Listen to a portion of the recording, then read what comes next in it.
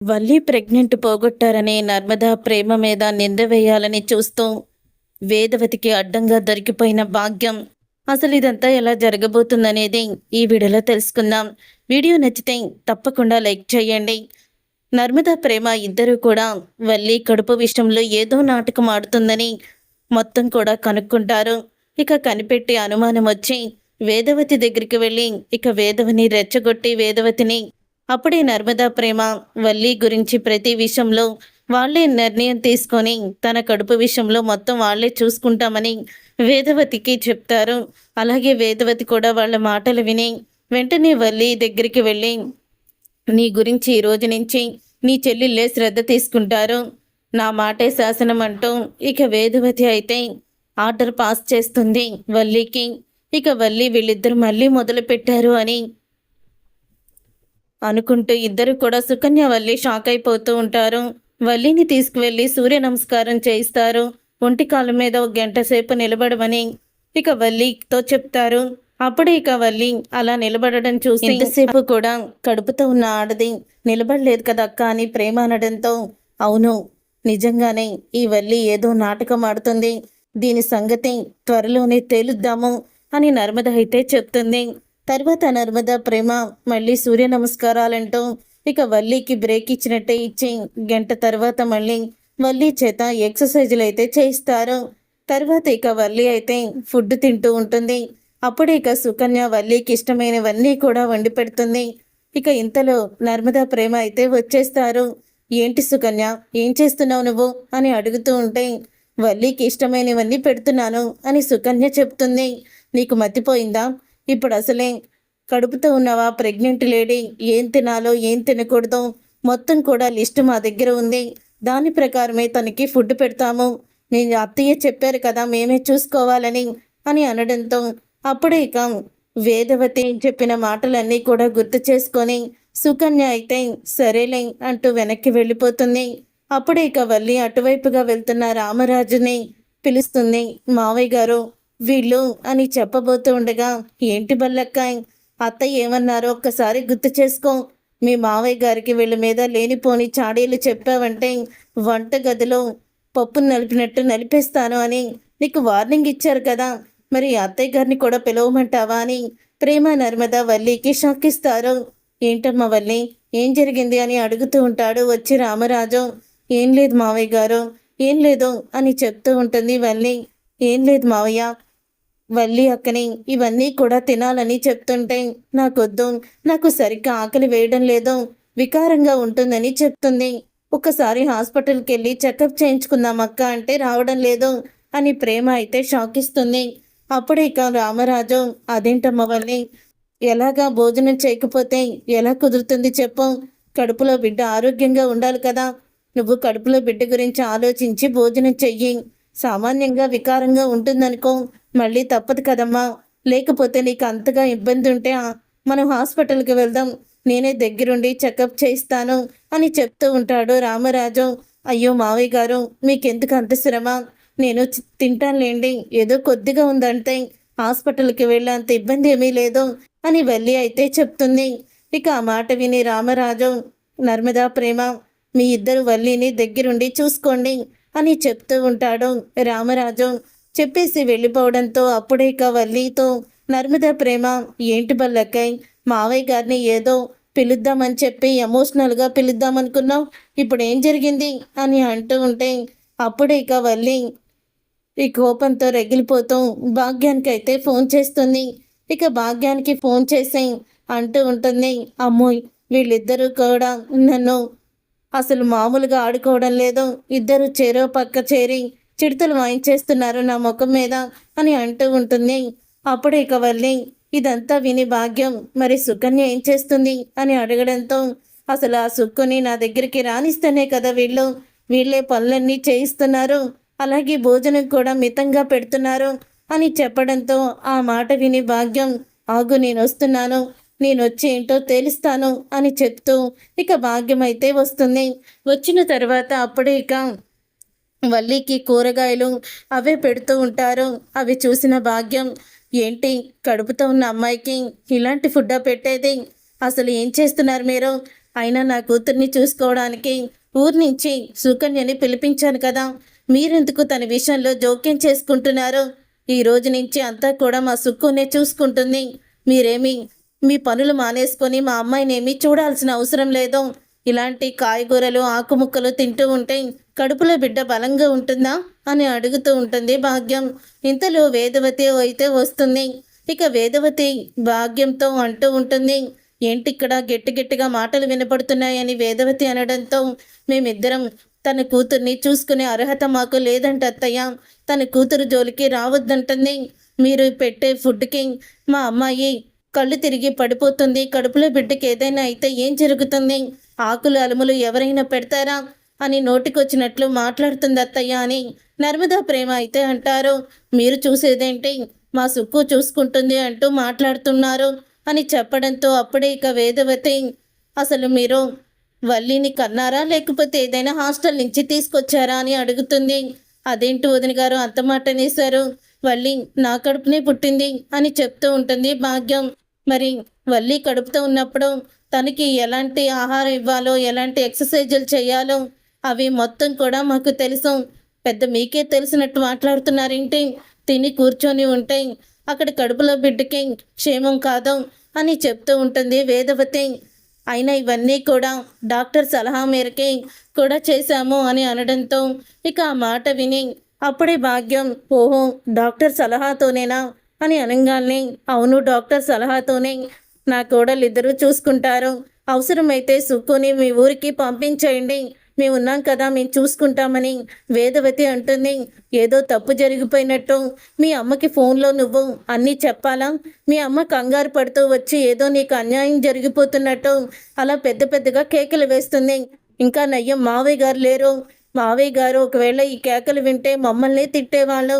ఈసారి మేము తిట్టినా పడకూడదని అనుకుంటున్నాము అని చెప్పి అంటూ ఉంటుంది వేదవతి. చూడండి, మీ అమ్మాయిని చూసి వెళ్ళిపోండి, అంతే తప్ప మీ నోటికొచ్చినట్లు మాట్లాడితే మాత్రం ఊరుకునే ప్రసక్తే లేదు. నా ఇద్దరి కోడళ్ళు వల్లిని బాగా చూసుకుంటారు. తన కడుపులో బిడ్డకి ఎటువంటి ఆహారం ఇవ్వాలో కూడా చదువుకున్న వాళ్ళిద్దరికీ బాగా తెలుసు అని చెప్తూ ఉంటుంది వేదవతి. ఇక వేదవతి మాటలకి భాగ్యం షాక్ అయిపోతూ, అమ్మోయ్ ఏం చేద్దామమ్మా అని అడుగుతూ ఉంటుంది. అప్పుడు ఇంకా వల్లి వాళ్ళందరూ లోపలికి వెళ్ళిపోయిన తర్వాత అలా అనేసరికి అప్పుడే ఇక భాగ్యం ఏదోటి ఆలోచన వస్తుంది. నువ్వు మాత్రం ఎక్కడా కూడా దొరకొద్దు. 2 రోజుల్లో వీళ్ళ సంగతి నేను చెప్తాను. వీళ్ళు ఇలా రెచ్చిపోతున్నారంటే ఇంట్లో నుంచి అందరూ ద్వేషిస్తూ వీళ్ళని బయటికి గెంటేలాగా వీళ్ళ పొగరు మొత్తం నేను దించేస్తాను అని భాగ్యం అయితే చెప్తుంది వల్లితో. మరి నేనేం చేయనత్తా అని సుక్కు అనడంతో, నువ్వు కూడా ఇక్కడే ఉండవు, వీళ్ళకి ఎలా చెప్పాలో కూడా నాకు బాగా తెలుసు అని చెప్తూ భాగ్యం అయితే వెళ్ళిపోతుంది. అలా వెళ్ళిపోయిన తర్వాత, అక్క ఈరోజు భలే ఇచ్చాం కదా ఆ భాగ్యానికి, అత్తయ్య అయితే ఇంకోసారి నోరెత్తకుండా చేసేశారు అని అనగానే, అవును ఈసారి మాత్రం ఊరుకునే ప్రసక్తే లేదు. వల్లి అక్కది కడుపు నాటకం అని తెలిస్తే మాత్రం వల్లి అక్కని ఇక క్షమించి ఇంట్లో ఉండనివ్వాల్సిన అవసరం కూడా లేదు. వల్లి అక్కని బయటికి గెంటేయడమే అని అంటూ ఉంటుంది నర్మద. వల్లి అక్క ఆడుతున్న నాటకం అని తెలిస్తే ఈసారి మావయ్య గారికి మనమే నేరుగా వెళ్ళి నిజాన్ని చెప్పేద్దాము అని ఇద్దరు కూడా మాట్లాడుకుంటూ ఉంటారు. ఆ మాటలన్నీ సుకన్య వినేస్తుంది. ఇక సుకన్య వినేసి వల్లి దగ్గరికి వెళ్ళి చెప్తుంది, ఈ సంగతి విన్నావా వల్లి? నువ్వు కడుపు నాటకం ఆడుతున్నావని వాళ్ళిద్దరికీ కూడా అనుమానం వచ్చి ఇదంతా చేస్తున్నారు. నువ్వు ఆడుతున్న నాటకాన్ని త్వరలోన బయట పెడతారట. ఒకవేళ నువ్వు గర్భవతివి కాదు అని తెలిస్తే మొత్తం నీ గురించి, నువ్వు చేసిన తప్పులన్నీ గురించి బయట పెట్టేసి వెంటనే ఊళ్ళో నుంచి నువ్వు బయటికి వెళ్ళిపోయేలా చేస్తావని వాళ్ళిద్దరూ కూడా అనుకోవడం నా చెవులారా నేను విన్నాను అని చెప్తుంది. అప్పుడే ఇంకా సుకన్య వల్లితో, ఇక వల్లి ఆ మాటలు విని షాక్ అయిపోతూ ఉంటుంది. ఈ నర్మద అన్నంత పని చేస్తుంది, తను ఫోకస్ పెట్టిందంటే ఖచ్చితంగా నా బండారాన్ని, నా నాటకాన్ని బయట పెడుతుంది. అమ్మ 2 రోజుల్లో మంచి సలహా ఇస్తానని చెప్తుంది. ఇంకా ఏమాత్రం కూడా సలహా ఇవ్వలేదు అని అనుకుంటూ ఉండగా అప్పుడు ఇక సుకన్యకైతే ఫోన్ వస్తుంది. సుకన్య ఫోన్ రావడంతో వస్తున్నానత్త అని భాగ్యం దగ్గరికి అయితే వెళ్తుంది.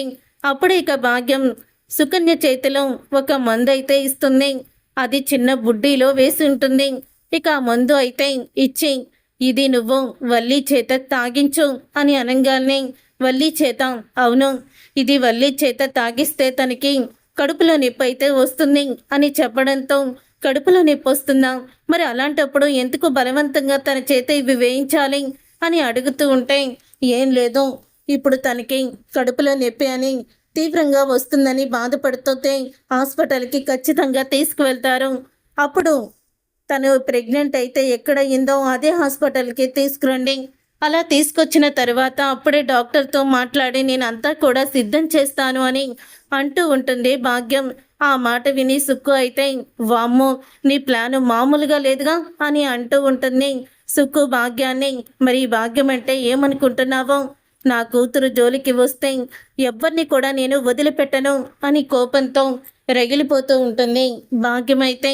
తర్వాత ఇక ఇంటికైతే వెళ్తుంది సుకన్య. వెళ్ళిన తరువాత వల్లికి జరిగిందంతా కూడా చెప్పడంతో అప్పుడు ఇక వల్లి, ఈ ప్లాన్ సక్సెస్ అవుతుందా, సక్సెస్ అవ్వకపోతే మాత్రం తర్వాత మనం చాలా ఇబ్బంది పడాల్సి వస్తుంది అని అంటూ ఉంటే ఆ మాట విని ఒక్కసారి సుకన్య, అత్త ప్లాన్ వేస్తుందంటే ఖచ్చితంగా జరిగి తీరాలి కదా. ఇప్పుడు ఈ పౌడరు నీ కడుపులోకి వెళ్ళిన తర్వాత నీకు కొంచెం కడుపులో నొప్పి వస్తుందంట, కానీ నువ్వు విపరీతమైన కడుపులో నొప్పి అని గట్టిగా ఏడవాలి. అది కూడా వాళ్ళు నీకు తీసుకువచ్చిన భోజనంలోనే కలిపి పెట్టినట్టు చూపించాలి అని చెప్తూ ఉంటుంది సుకన్య. సరే, ఈ రోజు నుంచి చెలగాటం ఆడేసుకుందాం అని అంటూ ఉంటుంది. అప్పుడే ఇంకా నా వల్లి అయితే ఉదయం అవ్వంగానే ప్రేమ నర్మద వల్లికి టిఫిన్ అయితే తీసుకొస్తారు. అలా తీసుకొచ్చిన తర్వాత అప్పుడే ఇక వల్లి కొంచెం సేపటికి వాంతులు చేసుకోవడం జరుగుతుంది. వల్లిని చూసి అందరూ చాలా కంగారు పడిపోతూ ఉంటారు.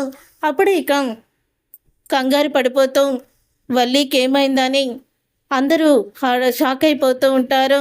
అలా షాక్ అయిపోయిన తర్వాత అప్పుడే, అమ్మ వల్లి, ఏమైంది నీకు, ఏమైందని అడుగుతూ ఉంటాడు రామరాజు. ఉదయం నుంచి వాంతులు మావయ్య, ఏం చెయ్యాలో అర్థం కావడం లేదు, నా వల్ల కావడం లేదు, అలాగే కడుపులో నొప్పి, విపరీతమైన నొప్పి కూడా వస్తుంది అని వల్లి చెప్తుంటే, డాక్టర్ దగ్గరికి తీసుకువెళ్దాం పదండి అని నర్మదా ప్రేమ అంటారు. నాకు చెకప్ చేసే డాక్టర్ దగ్గరికి తీసుకువెళ్ళండి అని చెప్పడంతో అప్పుడు ఇక వేదవతి, నర్మదా ప్రేమ అందరూ కూడా వల్లిని హాస్పిటల్కి అయితే తీసుకొస్తారు. అలా తీసుకొచ్చిన తర్వాత అప్పుడు ఇక భాగ్యానికి సుకన్య ఫోన్ చేసి చెప్తుంది, మొత్తానికి నీ ప్లాను సక్సెస్ అయిందత్తా, నువ్వురా, ఇక్కడే ఉన్నావు హాస్పిటల్లో, మరి డాక్టర్తో మాట్లాడతానని అన్నావు కదా అని అంటూ ఉంటే, ఆల్రెడీ నిన్నే డాక్టర్తో నేను మాట్లాడేశాను, మీరు ఈరోజు వస్తారని ఖచ్చితంగా చెప్పేశాను, ఆవిడ కూడా నమ్మింది అని చెప్తూ ఉంటే, నువ్వు మామూలు దానివి కాదత్తో, నీకు ఆస్కార్ అవార్డు ఇవ్వాల్సిందే నటనలో అని సుకన్య అయితే చెప్తుంది. తర్వాత ఇక డాక్టర్ అయితే వల్లి దగ్గరికి వెళ్తుంది. రూమ్లో అయితే సుకన్య వల్లి మాత్రమే ఉంటారు. చూడమ్మా, నీకు ఏదో ట్యాబ్లెట్ వల్ల ఇలా జరుగుతుంది అని డాక్టర్ అయితే చెప్తుంది.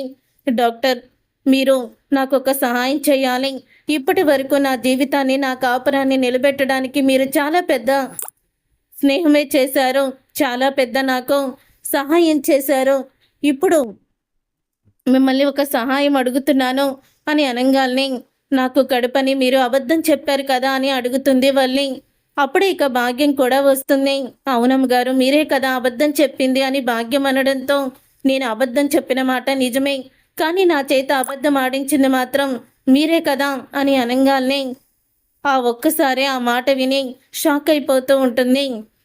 అప్పుడు ఇక భాగ్యం ఇక షాక్ అయిపోతూ, అది కాదు డాక్టర్ అమ్మ, ఇప్పుడు నా కూతుర్ని కడుపులోనే పని డ్రామా ఆడమని ఇక్కడికి తీసుకొచ్చాము, తను ప్రెగ్నెంట్ పోయిందని చెప్పు, అలా చెప్తే ఖచ్చితంగా తను అందరూ కూడా నమ్మేస్తారు, ఈ కడుపు విషయం మీరు అబద్ధం చెప్పాల్సిన అవసరం లేదు, మేము అబద్ధం చెప్పాల్సిన అవసరం అంతకన్నా లేదు అని చెప్తూ ఉంటుంది భాగ్యం. ఆ మాట విని డాక్టర్ కూడా చాలాసేపు ఆలోచించుకుంటుంది.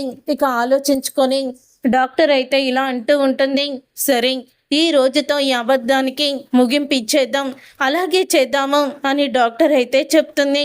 అలా డాక్టర్ చెప్పిన తర్వాత అప్పుడు ఇక భాగ్యం, సుకన్య బయటికి వస్తారు. ఏమైంది, లోపల వల్లికి ఎలా ఉంది అని అడుగుతూ ఉంటాడు. అప్పుడే చందు, ఎలా ఉండేదేంటి, వీళ్ళిద్దరూ లేనిపోని సాహసాలన్నీ కడుపుతో ఉన్న ఆడపిల్ల మీద చేయిస్తున్నారు. తను ఎలా తట్టుకుంటుంది? సరిగ్గా కడుపు నిండా భోజనం చేయిస్తున్నారా? సూర్య నమస్కారాలు అవి ఇవి అంటూ తనని చేత ఎన్నో ఆసనాలు కూడా వేయించారట. అసలే తను కడుపులో వీక్గా ఉంది బిడ్డ. ఈ విషయం తను చెప్పలేకపోయింది. ఇప్పుడు తనకేమవుతుందో ఏంటో. ఈ వల్లి ప్రేమ ఇద్దరూ కలిసి నా కూతురు కాపురాన్ని కూల్చేయాలని చూశారు అని అంటూ ఉంటే ఇక ఆ మాట విని ఒక్కసారి ఇక నర్మదా ప్రేమ షాక్ అయిపోతూ ఉంటారు. ఏంటి బుజ్జమ్మ, ఏంటిదంతా? ఎందుకు వల్లి బాధ్యతని వాళ్ళకి అప్పచెప్పావు అని అడుగుతూ ఉంటే, ఏంటండి మీరు కూడా అలా మాట్లాడుతున్నారు? ప్రేమ నర్మద ఎందుకు అలా చేస్తారు? వాళ్ళిద్దరికీ కూడా వల్లి అంటే చాలా ఇష్టం అని అనగానే, ఏంటమ్మా ఇష్టం?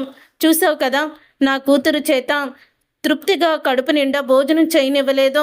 అలాగే ఇంట్లో పనులు కూడా చేయించారు. కడుపుతో ఉన్న అమ్మాయి చేత ఇదంతా చేయిస్తారా? మీరేమో మీ కోడళ్ళు ఇద్దరు ఇష్టం కాబట్టి వాళ్ళు మీకు సపోర్ట్గా ఉన్నారు, మీరు వాళ్ళకి సపోర్ట్గా ఉన్నారు. అలా మీ ముగ్గురు కలిసి నా కూతుర్ని దుస్థితికి తీసుకొచ్చారు. నా కూతురికి ఏదైనా జరగరాంది జరిగితే నేను ఎవ్వరిని కూడా వదిలిపెట్టను అని భాగ్యం అయితే రెచ్చిపోతూ ఉంటుంది. ఇంతలో డాక్టర్ మౌనంగా వస్తుంది. వచ్చి, సారీ అండి, తనకు ప్రెగ్నెంట్ పోయింది అని చెప్పంగానే అందరూ కూడా షాక్ అయిపోతూ ఉంటారు. ఇక షాక్ అయిపోతూ ఉండగా అప్పుడే మీరిద్దరే కలిపి నా కూతురు కాపరాన్ని, నా కూతురు కడుపుని పోగొట్టారు. ఎందుకు ఇలా చేశారు అంటే, మీకన్నా ముందే తను ప్రెగ్నెంట్ అయిందని చూసి ఓర్చుకోలేకపోయారా అన్నయ్య గారు? వీళ్ళిద్దరి వల్ల మీ ఇంటి వారసుడు కడుపులోనే చచ్చిపోయాడు. ఇప్పుడు వీళ్ళకి మీరే శిక్ష విధిస్తారు అని అడుగుతూ ఉంటుంది భాగ్యం. అప్పుడిక డాక్టర్ అయితే, ఏంటి విడా తన కడుపు పోయిందని నాటకం ఆడమంది. ఆడుతుంటే పాపం వీళ్ళిద్దరి మీద నింద వేస్తుందేంటి? అసలు ఏం చేస్తుంది ఈవిడ? నా చేత అబద్ధం చెప్పించి వేరే వాళ్ళ జీవితాల్ని నాశనం చేయాలని చూస్తుందా ఏంటి అని అనుకుంటూ, మీతో కొద్దిగా మాట్లాడాలి, పక్కకి రండి అని పక్కకైతే తీసుకువెళ్తుంది. అప్పుడే ఇక చందు అయితే, ఎందుకమ్మా వల్లి బాధ్యతని వీళ్ళకప్పచెప్పావు అని చందు అంటాడు. ఇక వేదవతి బాధపడుతూ తను పక్కకైతే నుంచొని ఉంటుంది. వచ్చి ఇంతలో డాక్టర్ అయితే అడుగుతూ ఉంటుంది భాగ్యాన్ని, అసలు ఏంటి మీరు ఇలా చేస్తున్నారేంటి? వల్లి కడుపు పోయిందని నా చేత నాటకం ఆడించారు. అసలు కడుపే లేని దాన్ని నా కూతురు కాపురం నిలబెట్టాలి, తనని ఇంట్లో నుంచి బయటికి గెంటేశారు అంటూ నా దగ్గర ఏడ్చి ఆ రోజు కడుపు లేకపోయినా ఉందని చెప్పించారు. తర్వాత మీ కూతురు కూడా నా చేత అలాగే అబద్ధం చెప్పి ఫేక్ స్కానింగ్ రిపోర్ట్ని నా చేత ఇప్పించింది. ఇప్పుడేమో ఈ అబద్ధానికి స్వస్తి పలుకుదామని నేను ప్రెగ్నెంట్ పోయిందని మీరు చెప్పడంతో అభాషణ అయిందని నాటకం ఆడండి అన్నారు. అలాగే మరొకసారి అబద్ధం ఆడాను. కానీ మీరు మాత్రం ఏం చేశారు? అన్యం పుణ్యం ఎరుగని వాళ్ళ మీద నిందలు వేస్తున్నారేంటి? అంటే వాళ్ళ జీవితాలు చెడగొట్టాలని చూస్తున్నారా? ఎందుకు ఇలా చేస్తున్నారు మీరు? నా వల్ల ఇలాంటి ప్రాబ్లమ్స్ వస్తున్నాయంటే నేను ఊరుకోను. వెంటనే వెళ్ళి నేను మొత్తం నిజం చెప్పేస్తాను అని డాక్టర్ అయితే వల్లి భాగ్యం ఆడుతున్న నాటకం గురించి మాట్లాడుతుంది. వాళ్ళిద్దరు మాటలన్నీ కూడా వేదవతి వినేస్తుంది. అంటే ఈ వల్లికి ప్రెగ్నెంటే లేదనమాట అని అనుకుంటూ ఉండగా ఇక వల్లి అయితే బయటికి వస్తుంది. బయటికి ఏడుస్తూ వస్తుంది వల్లి. ఎందుకు ఇలా చేశారు?